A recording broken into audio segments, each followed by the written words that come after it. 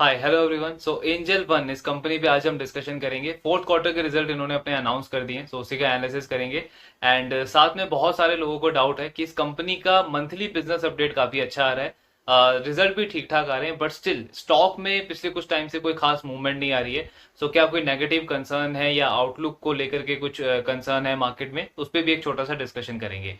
सो सबसे पहले अगर हम रिजल्ट की बात करें तो इनका जो रिजल्ट है वो जैसा एक्सपेक्टेड था उससे भी बहुत अच्छे नंबर्स इस कंपनी ने डिलीवर किए हैं। 63-64% का रेवेन्यू ग्रोथ आया इनका कंपेयर टू लास्ट ईयर। अगर हम लास्ट क्वार्टर से भी कंपेयर करते हैं इसको थर्ड क्वार्टर से, तो भी 30% की ग्रोथ आई है कंपनी की कंपेयर टू लास्ट क्वार्टर। अब इनका अगर आप मंथली बिजनेस अपडेट देखोगे तो हर मंथ इनका जो क्लाइंट बेस है वो ऑलमोस्ट 4-5% से ग्रो हो रहा है। मतलब एनुअल ग्रोथ आपकी 40-50% के आसपास हो जाती है। लास्ट क्वार्टर में अगर हम इनका रेवेन्यू ग्रोथ देखें तो वो भी 40-41% के आसपास थी। सो आई वाज एक्सपेक्टिंग कि 40-45% के आसपास ग्रोथ नंबर आना चाहिए एंजल वन का, बट ये जो 63-64% का नंबर इन्होंने डिलीवर किया ये बहुत ही जबरदस्त नंबर है। ऑब्वियसली ये एक्सपेक्टेड नहीं था। देन अगर हम इनका मार्जिन देखते हैं तो लास्ट क्वार्टर के कंपैरिजन में मार्जिन थोड़ा सा इंप्रूव हुआ है, 38% से 39% पे आया मार्जिन। बट लास्ट ईयर के कंपैरिजन में मार्जिन कम है, 43% था लास्ट ईयर। सो वो अब कम होकर के 39% के ऊपर है। एंड देन लास्टली अगर हम इनका पैट ग्रोथ का नंबर देखें तो नेट प्रॉफिट एंजल वन का 27-28% से ग्रो हुआ है कंपेयर टू लास्ट ईयर। अब लास्ट क्वार्टर में इनकी जो प्रॉफिट ग्रोथ थी वो 14% थी, तो वहां से तो एक इंप्रूवमेंट आई है 14% से 27-28%।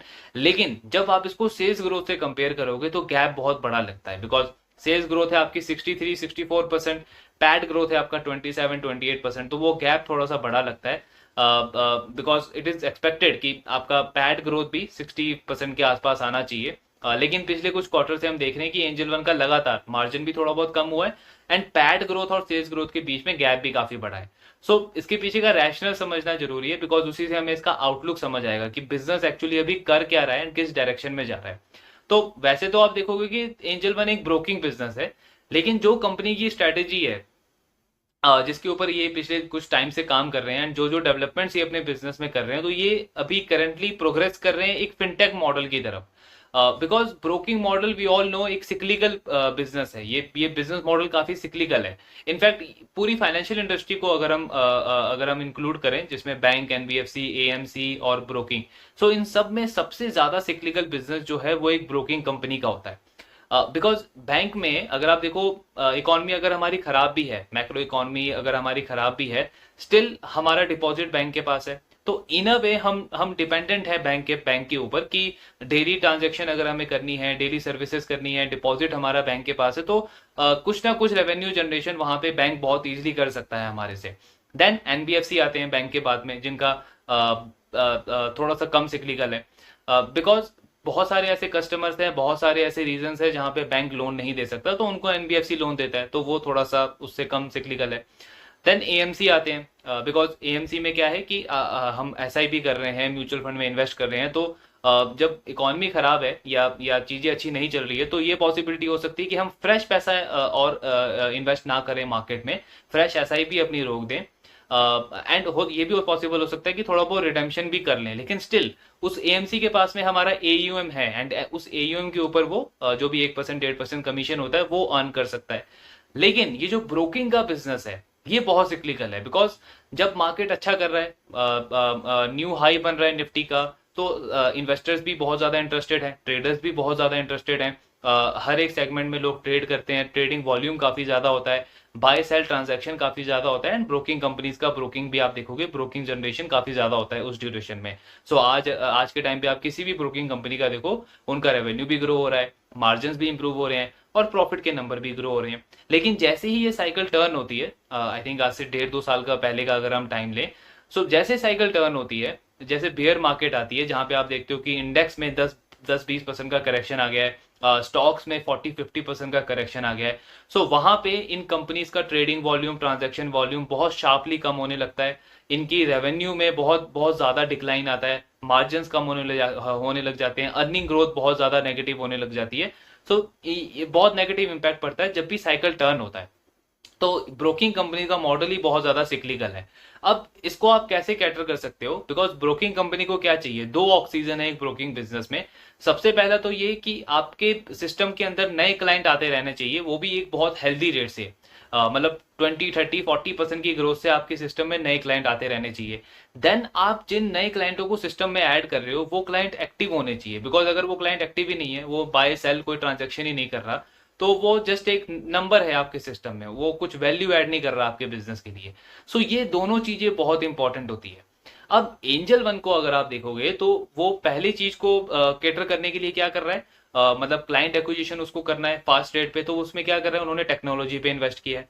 वो सुपर ऐप उन्होंने बनाया है जिससे कि वो फास्ट रेट पे कस्टमर का, क्लाइंट का केवाईसी वगैरह करके फटाफट से क्लाइंट को एक्वायर करे। बिकॉज अगर उसमें वो ह्यूमन इंटरवेंशन रखेंगे, एम्प्लॉयज के ऊपर डिपेंडेंट रहेंगे, तो उसको स्केल करना बहुत मुश्किल हो जाएगा। जो कि ट्रेडिशनल ब्रोकर्स को हमने देखा है, उनको सबसे बड़ी प्रॉब्लम ही उसी में आ रही है। सो एक तो वो है, इसमें उनकी कॉस्ट लग रही है।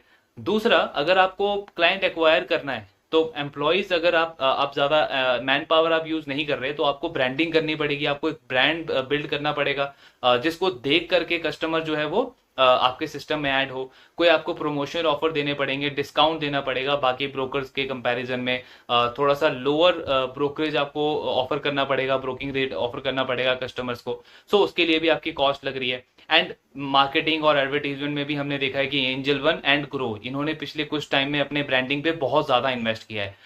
अभी करंटली जो आईपीएल चल रहा है, सो उसमें एंजल वन ने बहुत ज्यादा इन्वेस्ट किया है उसके उसके स्पॉन्सरशिप के ऊपर अगले 2 3 साल के लिए। तो ये सब की कॉस्ट लग रही है। देन दूसरा चीज क्या है कि अब जिन क्लाइंटों को आपने सिस्टम में ऐड किया है उसको एक्वायर भी करना है, उसको रिटेन रखना है, उनको एक्टिव रखना है। तो अब उनको एक्टिव रखने के लिए आप क्या कर सकते हो कि आपके आपके पास मल्टीपल ऑप्शंस होने चाहिए। मतलब ये नहीं कि सिर्फ आप उनको एफ एंड ओ करने को फोर्स कर रहे हो, एंड अगर वो एफ एंड ओ नहीं करेगा तो वो क्लाइंट डेड हो जाएगा कुछ टाइम में।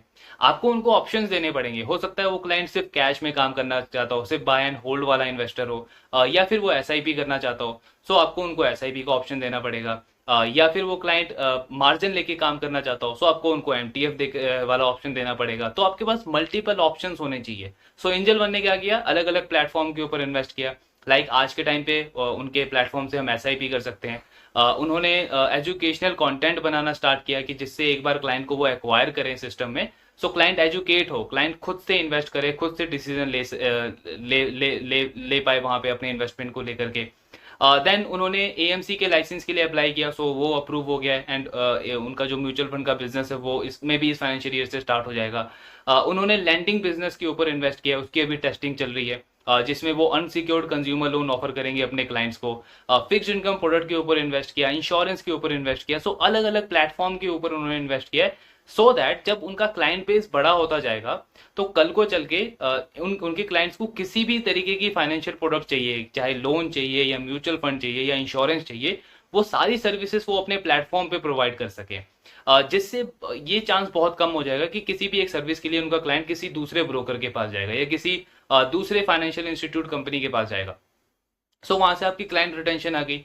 अब इन सारी चीजों को करने के लिए ऑब्वियसली कॉस्ट लगती है, जो एंजल वन की अभी करंटली हम देख रहे हैं कि उनके एक्सपेंसेस बहुत ज्यादा बढ़ गए हैं। अगर आप कॉस्ट टू इनकम देखोगे इस कंपनी का, तो इस क्वार्टर में भी 50% से भी ज्यादा है उनका कॉस्ट टू इनकम।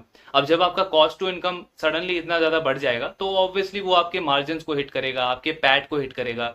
सो इसीलिए हम देख रहे हैं कि इनका सेल्स ग्रोथ तो 40 50 60% पे ग्रो हो रहा है, लेकिन जो पैट का नंबर है वो यही 20 25 30% के आसपास ग्रो हो रहा है। लेकिन इसमें कुछ नेगेटिव नहीं है, बिकॉज इसका रिजल्ट क्या आ रहा है, हमें एंड रिजल्ट देखना है।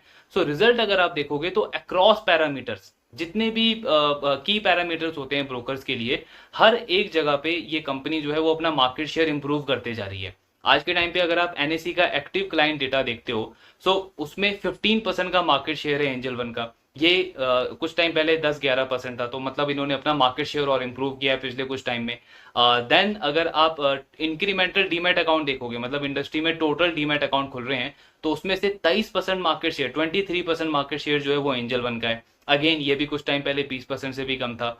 रिटेल कस्टमर में ओवरऑल 18% का मार्केट शेयर है इक्विटी में एंजल वन का। सो ये भी कुछ टाइम 15 16% था। तो लगातार हर एक सेगमेंट में इन्होंने अपने मार्केट शेयर को इंप्रूव किया है। सिर्फ अगर हम कैश सेगमेंट की बात करें, मतलब सिर्फ कैश में जो कस्टमर्स डील करते हैं, उसमें भी 15% से भी ज्यादा का मार्केट शेयर है एंजल वन का। कमोडिटी में इनका 50% से ज्यादा, ऑलमोस्ट 60% के आसपास का मार्केट शेयर है एंजल वन का। सो कंपनी का, अगर आपको याद हो, हमने जो कॉन कॉल भी इनका डिस्कस किया था, तो बहुत एग्रेसिवली मैनेजमेंट का सिर्फ एक ही चीज पे फोकस है कि जितने भी पैरामीटर्स हैं, जितने भी सेगमेंट है, हर एक सेगमेंट में इनको मार्केट शेयर गेन करना है, मार्केट शेयर और ज्यादा इंप्रूव करना है।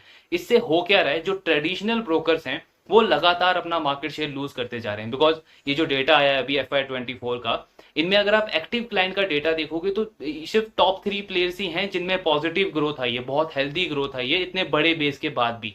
नंबर 1 पे ग्रो है, नंबर 2 पे एंजल वन है, सॉरी नंबर 2 पे जीरोदा है, नंबर 3 पे एंजल वन है। इसके बाद के जितने भी प्लेयर्स हैं, चाहे वो अपस्टॉक्स हो या ये जो बड़े बड़े ट्रेडिशनल ब्रोकर्स हैं, HDFC security, Kotak security, Motilal Oswal, इन सब ने नेगेटिव ग्रोथ देखी है अपने एक्टिव क्लाइंट में। मतलब क्या कि अगर पिछले साल इनके 100 क्लाइंट एक्टिव थे, इस साल किसी का 90 क्लाइंट एक्टिव है, किसी का 95 क्लाइंट एक्टिव है। मतलब क्लाइंट एक्टिव ही नहीं है। तो अगर आपका क्लाइंट एक्टिव ही नहीं है तो आपका रेवेन्यू कहां से ग्रो होगा आने वाले क्वार्टर्स में, एंड कहां से आप अपना बिजनेस ग्रो करोगे, कहां से मार्केट शेयर गेन करोगे। सो ये चीज सबसे ज्यादा इंपॉर्टेंट है, इसी पे एंजल वन का फोकस है और ये बहुत सही डायरेक्शन में जा रहा है। बिकॉज जैसे जैसे इनका क्लाइंट बेस बड़ा होते जाएगा, एंड ये जो अलग अलग प्लेटफॉर्म पे इन्होंने इन्वेस्ट किया है, जो कि इस फाइनेंशियल ईयर के अंदर ये लॉन्च कर देंगे, तो इसका एडिशनल रेवेन्यू स्ट्रीम कंपनी के लिए ऐड हो जाएगा, जहां से हम देखेंगे आने वाले टाइम में कंपनी को ऑपरेटिंग लेवरेज भी मिलेगा। बिकॉज ऑब्वियसली एक बार आपने मार्केटिंग पे स्पेंड कर दिया तो वो कॉस्ट तो आपका सेव होगा आने वाले टाइम में, एंड वहां से आपका मार्जिन भी इंप्रूव होगा, वहां से आपका पैड ग्रोथ भी हम देखेंगे कि सेल्स ग्रोथ से ज्यादा रेट पे इनका पैड ग्रो कर रहा है। तो वो सारी चीजें होंगी, लेकिन उसके लिए सबसे ज्यादा इंपॉर्टेंट क्या है कि आज आपको इन्वेस्ट करना है मार्केट शेयर गेन करने के ऊपर, एंड उसी डायरेक्शन में ये कंपनी अभी प्रोग्रेस कर रही है। सो रिजल्ट ओवरऑल बहुत अच्छे हैं, मार्केट शेयर लगातार कंपनी गेन करती चली जा रही है। इनफैक्ट अगर हम इंडस्ट्री की भी बात करें तो बहुत ज्यादा अंडर पेनेट्रेशन है, हार्डली 10-11% लोगों के पास में डीमैट अकाउंट है, जिसमें से 3-4% हार्डली लोग हैं जो एक्टिव क्लाइंट हैं, मतलब बाकी तो इनएक्टिव हैं जो यूज ही नहीं करते। तो स्कोप बहुत बड़ा है, एंड ऐसे में ब्रोकिंग के अलावा जो अलग अलग सेगमेंट में ये कंपनी प्रोग्रेस कर रही है, फॉर एग्जांपल वेल्थ मैनेजमेंट में हमने कितनी बार बात करी कि वेल्थ मैनेजमेंट एक बहुत ही नेसेंट स्टेज में है इंडिया पे। तो अगर इतने बड़े मार्केट में एक छोटा सा शेयर भी मिल जाता है एंजल वन को उस बड़े मार्केट में, तो वो एक बहुत बड़ा नंबर ऐड कर सकता है इस कंपनी के लिए। सो स्कोप ऑफ ग्रोथ बहुत बड़ा है, कंपनी की करंट परफॉर्मेंस बहुत अच्छी है, एंड आउटलुक भी बहुत अच्छा लग रहा है। ऑब्वियसली अभी आगे कॉन कॉल डिस्कस करेंगे तो और ज्यादा क्लैरिटी होगी हमें कि मैनेजमेंट और क्या क्या चीजें प्लान कर रही है, एंड क्या क्या चीजें वो आने वाले क्वार्टर्स में लॉन्च करेंगे। सो ओवरऑल चीजें काफी अच्छी चल रही हैं इस बिजनेस के लिए। देन अगर हम स्टॉक की बात करें, सो अब इसमें हम ऐसा नहीं कह सकते कि स्टॉक को बिल्कुल ही रिवॉर्ड नहीं कर रहा मार्केट। बिकॉज अभी भी आज अगर आप एंजल वन का लास्ट 1 साल का स्टॉक देखोगे तो ये स्टॉक डबल से भी ज्यादा हुआ है पिछले 1 साल के अंदर। अब इसमें मार्केट मेरे या आपके अकॉर्डिंग तो नहीं चलेगा कि हमने आज बाय किया तो स्टॉक अभी ही 10% बढ़ना चाहिए या 20% बढ़ना चाहिए। सो मार्केट तो वैसे रिवॉर्ड नहीं करेगा ऑब्वियसली, मार्केट ने इसकी परफॉर्मेंस को रिवॉर्ड किया है। हाँ, लास्ट कुछ मंथ का आप कह सकते हो कि थोड़ा सा कांस्टेंट है, स्टक है, स्टॉक में कुछ खास मूवमेंट नहीं आ रही, बट वो हमारे कंट्रोल के बाहर है। उस पर हम जितना कम अवॉइड करें उसको उतना ज्यादा बेटर। हमारा फोकस बिजनेस परफॉर्मेंस पे होना चाहिए, एंड वो इस कंपनी का लगातार और ज्यादा इंप्रूव होता जा रहा है, फंडामेंटली बहुत स्ट्रांग है। एंड अगर इस परफॉर्मेंस को कंटिन्यू रखेगी तो ऑब्वियसली री रेटिंग तो होनी ही है स्टॉक की। बिकॉज अभी भी आप अगर एंजल वन का 1 ईयर फॉरवर्ड पी देखते हो, कंसिडरिंग वी नो कि बिजनेस जो है वो 40-50% पे ग्रो कर रहा है, but on a safer side अगर हम सिर्फ 20% की ग्रोथ भी अज्यूम करते हैं इनके नेट प्रॉफिट में अगले 1 साल में, तो अभी भी जो इनका फॉरवर्ड पी है वो सिर्फ 17-18 का इनका फॉरवर्ड पी है एंजल वन का। सो एक ऐसा बिजनेस जो अपना क्लाइंट बेस 50% पे ग्रो कर रहा है, रेवेन्यू बेस अपना 60% पे ग्रो कर रहा है, मार्केट शेयर हर एक सेगमेंट में ग्रो करता जा रहा है, एंड ROE इसका 40% के आसपास है, उसका 1 ईयर फॉरवर्ड भी कितना है 17-18 के आसपास। सो अगर कुछ मंथ की अंडर परफॉर्मेंस रहती भी है स्टॉक में, सो इट डजेंट मैटर, हमें पता है कि फंडामेंटली बिजनेस स्ट्रांग है, आउटलुक स्ट्रांग है, एंड एक अच्छे वैल्यूएशन पे भी अवेलेबल है। बाकी आगे ट्रैक करते रहेंगे, जो भी डेवलपमेंट्स होगी वो हम डिस्कस करेंगे, एंड आपकी भी जो भी डाउट्स हैं do let me know in the comment box. Thank you very much.